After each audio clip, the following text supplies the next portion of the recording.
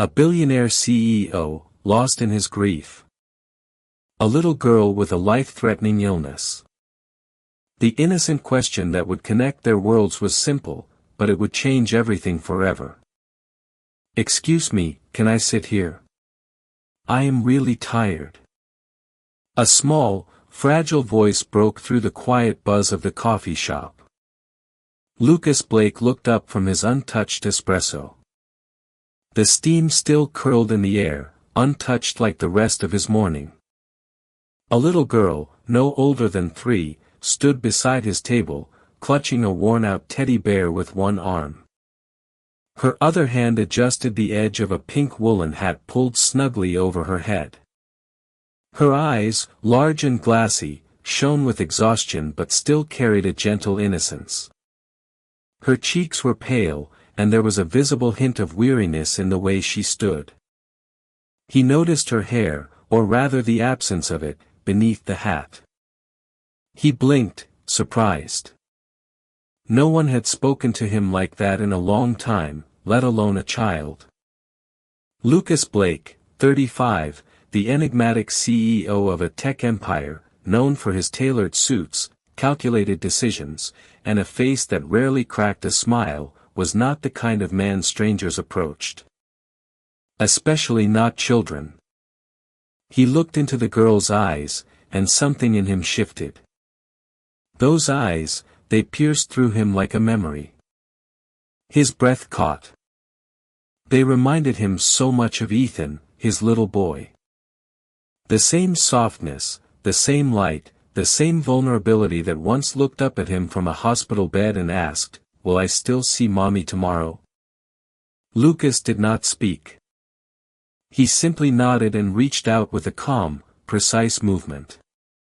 He slid out the chair across from him.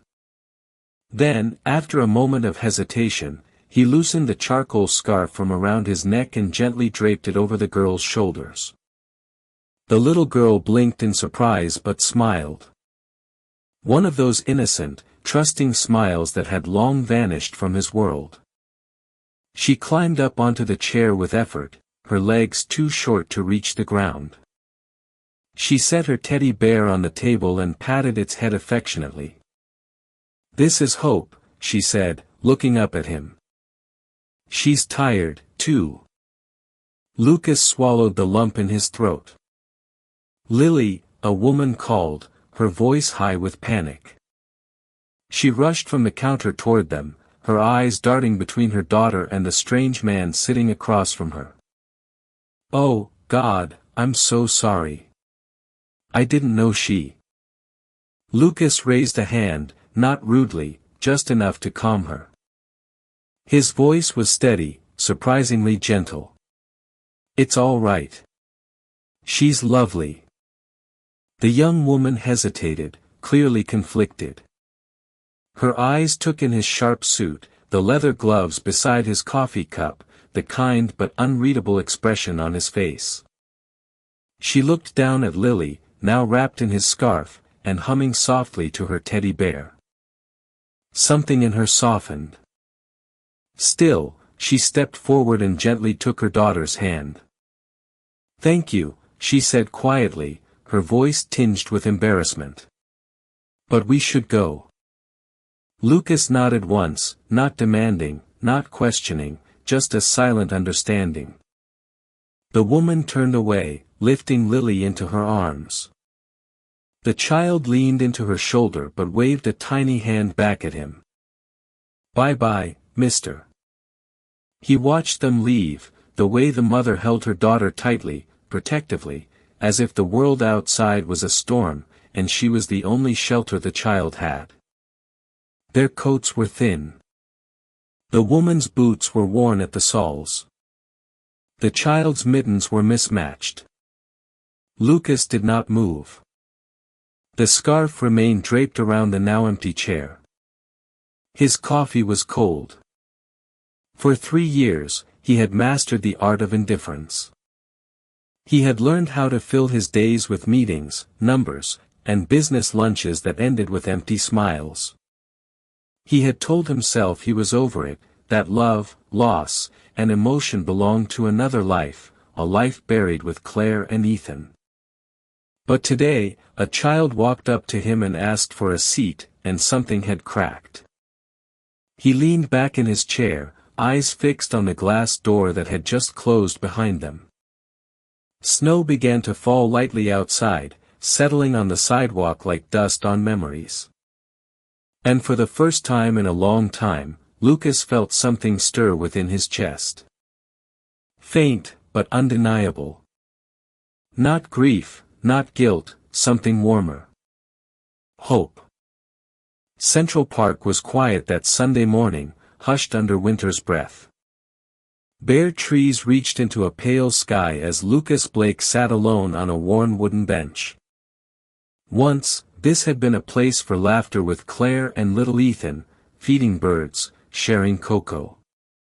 Now it was just another memory in a city filled with ghosts. He sipped lukewarm coffee, watching families stroll by, fathers lifting children, mothers adjusting scarves. Then he saw her. Lily. She spun gently on a merry-go-round, cheeks pink from the cold, a too large knitted hat slipping to one side. One hand clutched a teddy bear, the other stretched out like wings. Lucas blinked.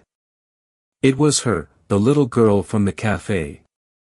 A few feet away sat her mother, Emma, holding a worn paperback, but never taking her eyes off Lily. Lily spotted him and lit up. She jumped down, running toward him with tiny legs and boundless joy. "Scarf man," she called, waving her bear. Lucas smiled, kneeling slightly as she flung her arms around his leg. "Well, someone remembers me," he chuckled. Emma stood, clearly surprised, but didn't rush forward. "Hi," she said carefully. "Hi," Lucas replied gently. "Looks like she has a good memory." "She remembers kindness," Emma said, a little embarrassed. "I brought something," he added, pulling a small bag from his coat pocket. He handed Lily a chocolate-dipped cone. Her eyes widened in delight. Emma hesitated. "It's cold." "Ice cream is still ice cream," Lucas said with a grin. She laughed. "You're not wrong." They sat together, Lucas and Emma, on either end of the bench, Lily in the middle, swinging her legs, humming softly. "She's incredible," Lucas said after a while. "Full of life," Emma nodded. "She's a fighter. Always has been." Lucas glanced over. "If you don't mind me asking, what's her condition?" Emma sighed. "Leukemia. It's been a year of hospitals, chemo, long nights." She paused. "I studied early childhood education. Wanted to teach kindergarten. Then I got pregnant. Her dad left before she was born. I've been cleaning, waitressing, whatever I can." Lucas's throat tightened. There was no bitterness in her voice, just quiet strength. It reminded him of Claire. "She's lucky to have you," he said. Emma shook her head. "I feel like I'm failing." "You're not." Lily was now chasing a pigeon, laughing freely. "I had a son," Lucas said suddenly. "Ethan. He'd be 5 now." Emma turned to him. "My wife, Claire, died of ovarian cancer 3 years ago. Ethan passed in a car accident with his nanny a year later. I was in London when I got the call." "I'm so sorry," Emma whispered. "I haven't said it out loud in a long time. I buried everything under work. It was easier." Emma gently placed her hand on his. It was a quiet gesture, but grounding. "I see them in you and Lily," he said. "The strength, the fight." They watched Lily climb a slide. Lucas stood instinctively, ready. As she reached the bottom, he caught her gently.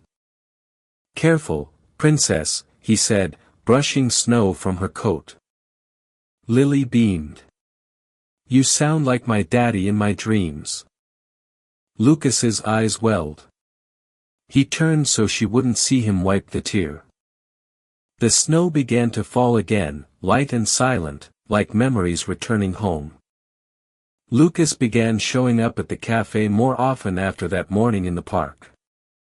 Nothing was said and nothing arranged, but each day around 10 a.m., he would walk through the door and head straight for the table by the window. The seat across from him rarely stayed empty for long. "Scarf man!" Lily would exclaim whenever she spotted him. She'd dash ahead of her mother, throwing her arms around his leg or holding up her hand for a high five. Lucas, once reserved and expressionless, would always smile, quietly but genuinely. Emma followed behind, often a little hesitant. She greeted Lucas with a small nod, sometimes a polite smile, and usually chose a separate table nearby. But slowly, her barriers softened. When Lucas asked about Lily's treatment, she began to answer with more than just the bare minimum. "She has weekly chemo," Emma explained one morning, cupping a warm paper cup between her palms. "It makes her nauseous and tired, but she bounces back faster than I do." Lucas listened, never interrupting. He watched Lily closely. On her good days, she twirled beside the table, singing to her bear. On hard days, she sat quietly in the booth, resting her head on her mother's lap. One cold morning, Lucas arrived with a small, carefully wrapped box. "I saw this and thought of her," he said, handing it to Emma first. Inside was a plush teddy bear dressed in scrubs, a toy stethoscope around its neck. "Dr. Bear," read the tag. "He's for the days when she doesn't want to eat," Lucas said, crouching to Lily's level. "He's very persuasive." Lily squealed in delight. "Dr. Bear says pancakes are medicine," she giggled, hugging it tightly. Emma looked at Lucas, her guard lowered for just a moment. That was incredibly thoughtful. Lucas gave a small shrug, his voice quiet. She deserved a teammate. As days turned to weeks, a rhythm developed. Lucas would arrive early, sometimes with Lily's favorite muffin. Emma started sitting closer. Occasionally, all three shared the table, talking about books, cartoons, and Lily's dreams of growing up to ride unicorns and eat ice cream for breakfast. Emma also began sharing more about her life. She told him how she juggled shifts at a diner, cleaned apartments at night, and barely slept between hospital visits and grocery runs. She told him about her unfinished degree in early childhood education and how she'd once dreamed of being a teacher. Lucas never judged. He just listened. Then came the snow. It was one of those bitter mornings when the cold bit through every layer. Emma and Lily stepped out of the cafe just ahead of Lucas. He had stayed behind to settle the bill, despite Emma's protests. As he stepped outside, he heard Lily cry out, "Mommy." Her voice was weak, her face pale beneath the hat. She was shivering violently. "She's burning up." Emma gasped, crouching beside her. This came out of nowhere. "She was fine a minute ago." Lucas didn't hesitate. He knelt down. "Give her to me," he said firmly, but gently. Emma hesitated, out of instinct, not distrust. But when she looked into his eyes, she saw steadiness. No fear, no panic. "Please," he said softly. "I'll drive." Emma nodded. Lucas wrapped Lily in his coat, cradling her tightly, shielding her from the wind as he rushed to his black SUV. Emma climbed in after them, holding Lily's hand the entire way. Lucas drove quickly but carefully through the snow-slick streets, his jaw tight, eyes sharp. At the ER, he stayed by their side. He didn't hover, didn't panic. He simply sat quietly beside Emma as she held Lily close, whispering soothing words. Hours passed. Doctors came and went. Lucas never left. Emma watched him, barely believing this was the same man she'd once thought too distant to reach. He was here, fully, unwaveringly present. In the stillness of that room, under harsh fluorescent lights and the rhythmic beep of machines, Emma felt something unexpected. Not fear, not dependence, but trust. Real and quiet and deeply earned. The hospital visit had ended with good news. Lily's fever was controlled, and the doctors assured Emma it was a side effect of the chemotherapy. Unexpected, though still frightening. Emma thanked Lucas quietly that evening, her voice soft and sincere. He simply nodded and offered to drive them home. She declined, some things she still felt she needed to do alone. Days passed. Emma focused on Lily's recovery, juggling work and appointments as usual. It was only when she received the discharge papers that her world tilted. "Your balance has been cleared," the nurse said with a smile. "Mr. Blake took care of it." Emma froze. "What?" "He handled the full amount this morning. A very generous man." Emma said nothing. She just took the papers and walked out of the hospital with Lily in silence. But inside, her emotions churned. Confusion, anger, and something else she refused to name. That afternoon, she stood outside Lucas's office building, heart pounding against her ribs. When the elevator doors opened, and she stepped onto the top floor, she was a storm contained in a small frame. He looked up from his desk, surprised to see her. "Emma. Did you think I wouldn't find out?" she snapped, walking in without invitation. Lucas stood. "I was going to tell you." "When?" she demanded. "After you decided what else I couldn't handle on my own." He exhaled slowly. "It wasn't like that." "You paid for everything behind my back," Emma continued. "Do you have any idea how that makes me feel?" "I was trying to help." "No," she said sharply. "You were trying to fix something. Like I'm just another broken thing money can mend." Lucas was quiet for a moment. When he spoke, his voice was low. "I know I crossed a line. But it wasn't about money. It was about her. About not standing by again and doing nothing." Emma's eyes flashed again. Lucas swallowed hard. "Claire, my wife, was dying right in front of me, and all I could do was sit there, hold her hand, watch the life drain out of her day by day. Then Ethan. One phone call, and he was gone, too. I didn't even get to say goodbye."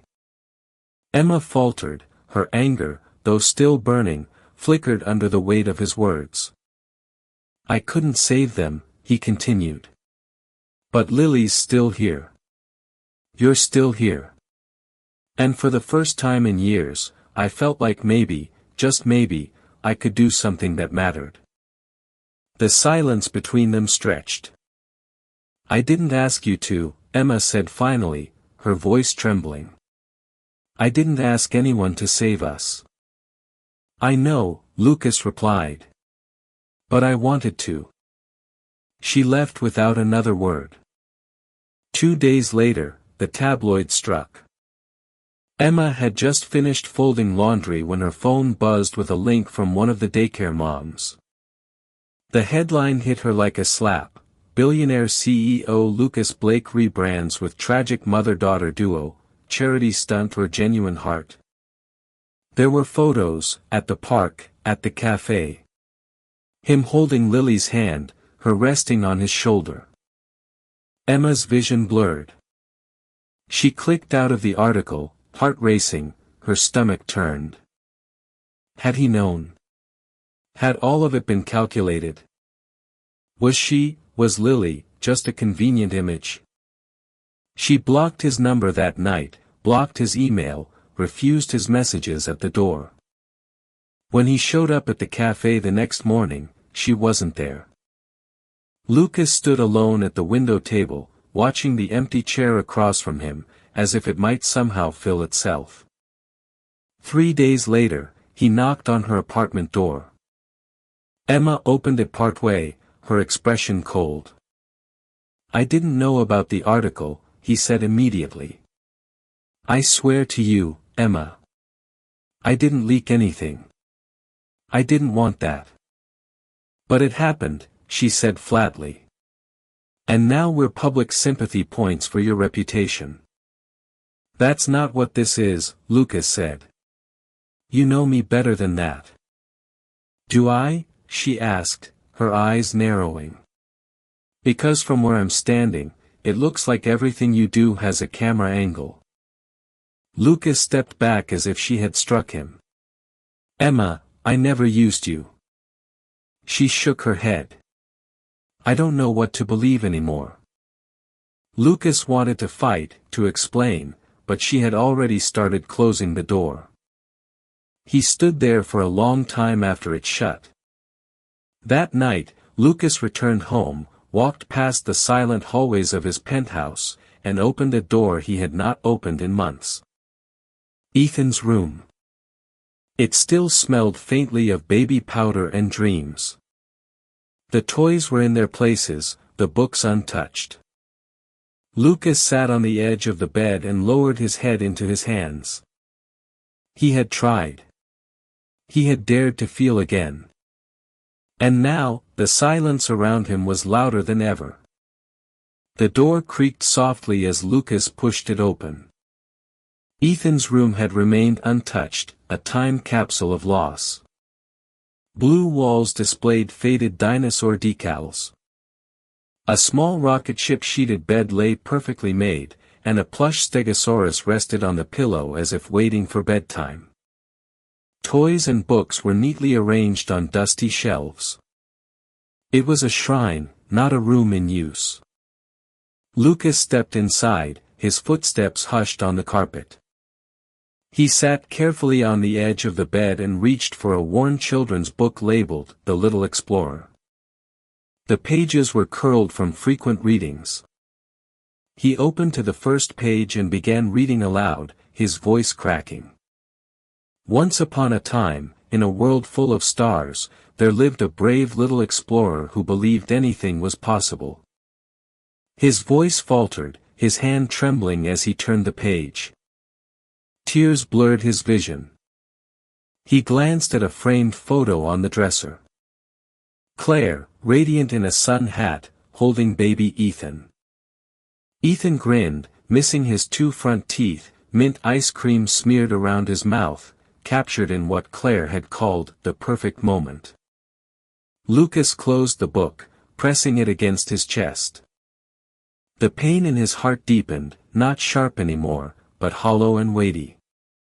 Yet, in that emptiness lay a spark, a chance for something new.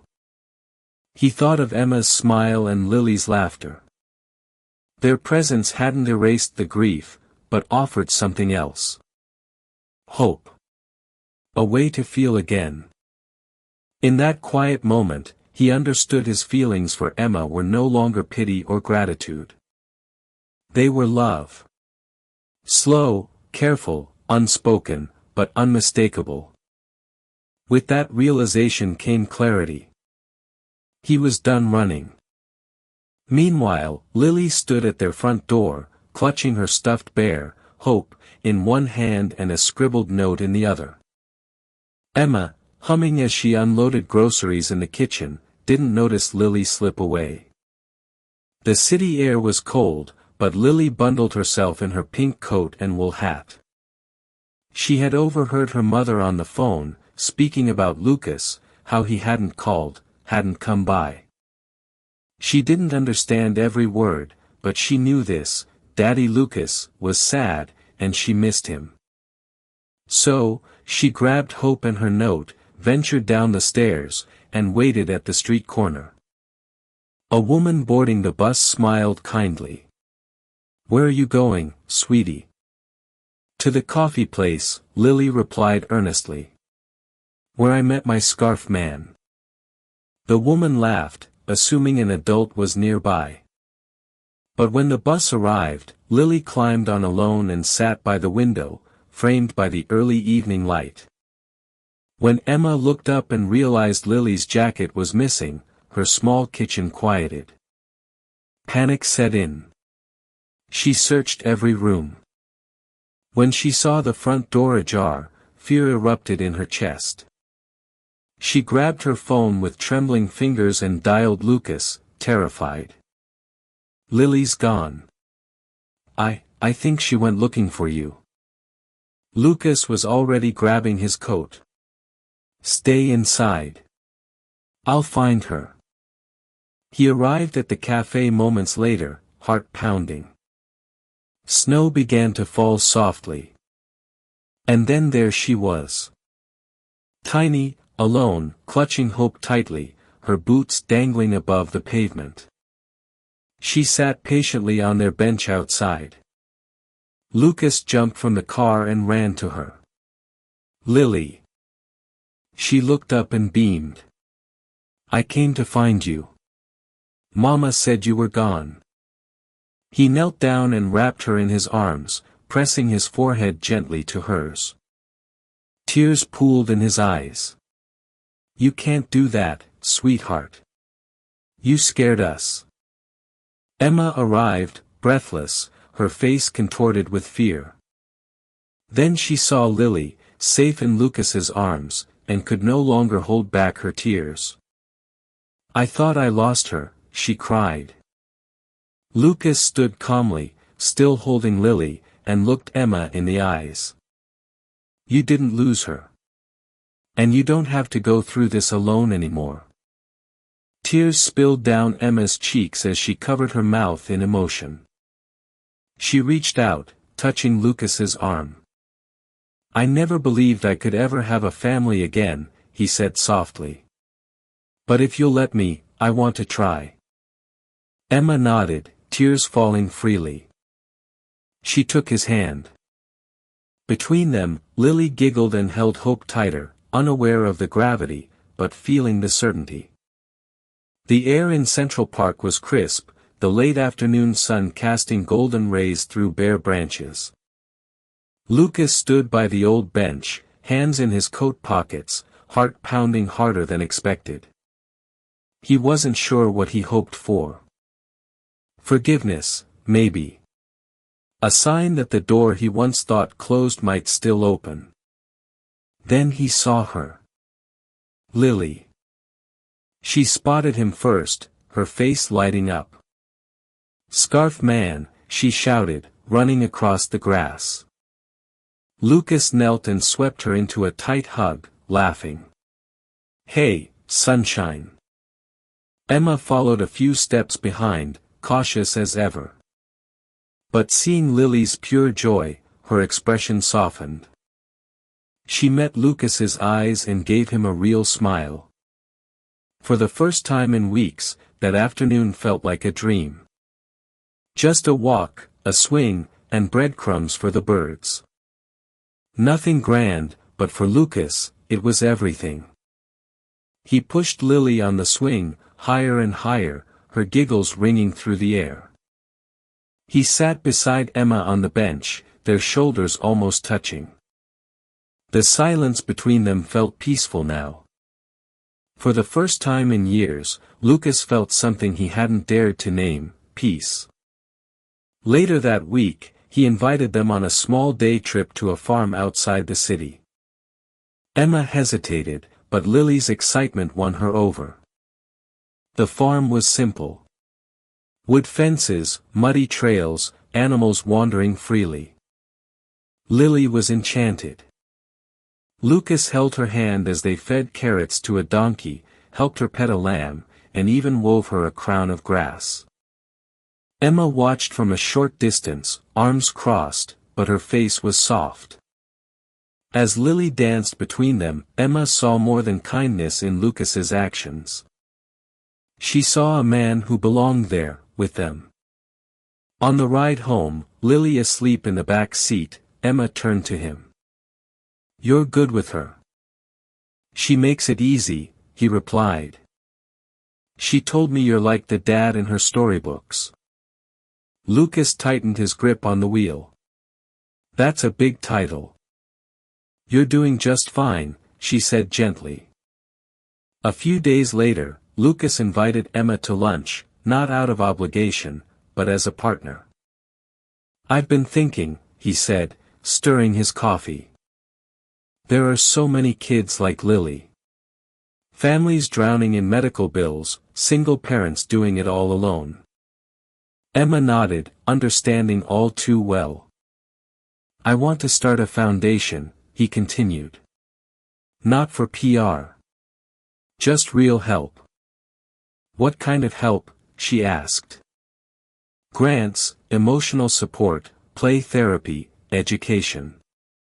I want to name it after someone brave." "And her sidekick," he said, nodding to the bear Lily always carried. "The Hope and Lily Foundation."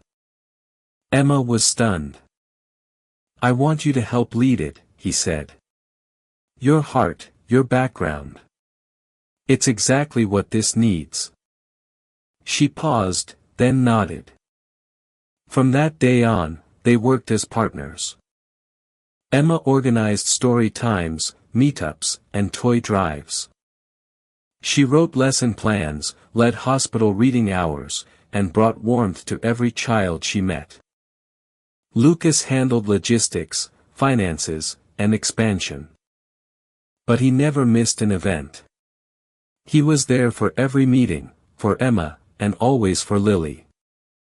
Working together showed them more than compatibility. Emma saw Lucas's steadiness, the way he noticed when she was overwhelmed, the gentleness he offered in silence. Lucas saw her brilliance, her calm in chaos, her compassion, her unwavering strength. She wasn't just Lily's mother. She was the woman he admired. An admiration that turned quietly, steadily into something more. One night after a fundraiser, as they packed up alone, Lucas looked at her. Really looked. And for the first time, he saw not just the woman who'd walked unexpectedly into his life. He saw the woman he wanted to never walk out. The call came at 3:17 a.m. Emma's voice on the other end was trembling, panicked.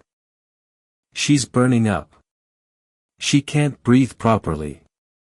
I'm calling an ambulance." Lucas was already putting on his coat. "I'll meet you there." At the hospital, chaos swallowed them. Doctors rushed Lily down the hallway as alarms beeped. Her tiny body looked even smaller in the flurry of motion. Tubes, wires, an oxygen mask. Emma collapsed onto a waiting room bench, her hands shaking, her eyes wide and empty. Lucas arrived seconds later, spotted her, and dropped to his knees in front of her. "She's in the ICU," she whispered. "They said. Complications from the treatment. They don't know if she'll." Her voice broke, and she folded in on herself, gasping through tears. Without a word, Lucas wrapped his arms around her and pulled her close. She didn't resist. "I'm here," he murmured into her hair. "I'm not going anywhere." Emma sobbed into his shoulder, her fingers gripping his coat like she might fall apart if she let go. Hours passed. Lucas paced and made calls. Within the hour, a private medical team from out of state was en route. Specialists in pediatric oncology. The best. Emma watched in stunned silence as he coordinated everything. Never frantic, never boastful. Just focused, committed. She's my family, too, he said quietly, as if answering the question she hadn't dared to ask. When the doctors emerged from the ICU later that morning, their expressions were cautious but not grim. She's stable, the lead physician said. Still critical, but she's fighting. Lucas exhaled and sat beside Emma in the waiting room. She turned to him with bloodshot eyes, reached out slowly, and took his hand. Not in gratitude. In need. In trust. He laced his fingers through hers, and they sat like that for a long time. No words, just the hum of machines and the scent of disinfectant in the air. Over the next few days, Emma barely left Lily's side. Lucas stayed, too. He brought her fresh clothes, made her eat when she forgot, rubbed her shoulders when stress locked her muscles tight. It was in those quiet, painful hours that something unspoken grew stronger. When Lily finally opened her eyes again, her voice was a small whisper. Mommy. Lucas. I'm still alive. Emma nodded through tears. Lucas bent down to kiss her forehead. Yes, you brave little star. You're still here. And that night, when Emma fell asleep in the hospital recliner, Lucas sat watching them, mother and daughter tangled in a blanket of exhaustion and love. He knew then, without question, where his heart belonged. 1 week later, Lily was discharged with cautious optimism and a new treatment plan. Lucas brought them home. Not to the apartment Emma had once tried to make feel like more than survival, but to his house. His real home. Emma hesitated, standing in the grand foyer beneath crystal lights and polished marble floors. I don't belong in a place like this, she whispered. Lucas knelt beside Lily, who was already marveling at the sweeping staircase. Then he looked up at Emma. Yes, you do, he said. Because this isn't just a house anymore. Not without you too. That night, the staff in Lucas's mansion saw something they never imagined. Their distant, reserved boss was crawling on the floor with a little girl, pretending to be a dragon. He tucked her into a guest room that quickly became hers, complete with glow-in-the-dark stars on the ceiling. And he stood in the doorway long after she had fallen asleep, just watching her breathe. Every morning after that, Lily would burst into the kitchen and shout, "Lucas, I'm still alive." And every time, Lucas would smile, open his arms, and reply, "And that's the best news of the day." 1 year later, the world looked different. Lily's hair had started to grow back, soft golden wisps that framed her round cheeks. She no longer needed her woolen hat. Her footsteps were strong now, confident. She ran ahead of them in the park, skipping between benches, her laughter echoing like wind chimes through the spring air. Emma watched her daughter with a quiet smile, her hand nestled in Lucas's. Life had been gentler lately, no longer defined by fear or scarcity, but by possibility. Lucas had become a part of everything: doctor visits, school applications, bedtime stories. The man once haunted by silence now woke up to "Daddy Lucas" every morning. That Saturday, Lucas suggested a walk. He led them through the city, hand in hand, down familiar streets that still carried memories. Emma didn't think twice when they turned the corner and found themselves standing in front of the little cafe with the crooked sign. The cafe where it had all begun. She laughed softly. Wow. I haven't been here in so long. Come on, Lucas said, gently guiding her inside. It was just as she remembered, warm, modest, the scent of coffee and fresh bread curling through the air. And there, by the window, the same table waited.